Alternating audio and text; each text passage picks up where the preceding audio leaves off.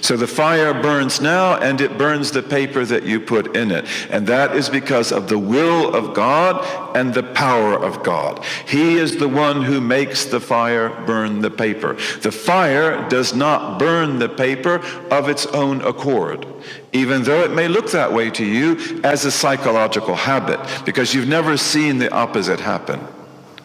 But we know that when Abraham stood up to Nimrod, and he destroyed the idols of his people, and then Nimrod, who was one of the most powerful rulers on earth and a tyrant, built the huge fire for him, which was as tall as the ceiling of this mosque.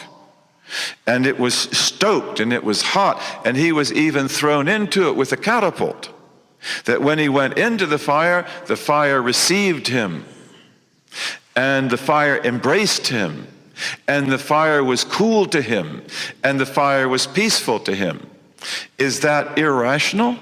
No, absolutely not. Because again, reason is to know the possibility of the possible. And it is to know the necessity of the necessary.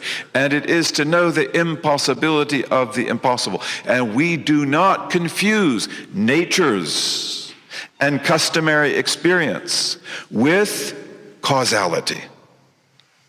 Nature's function by the will of Allah, by the sunnah of Allah. If ever Allah wills to suspend that, He does.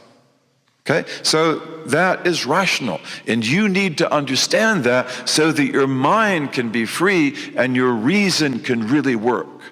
There is nothing irrational about miracles whatsoever.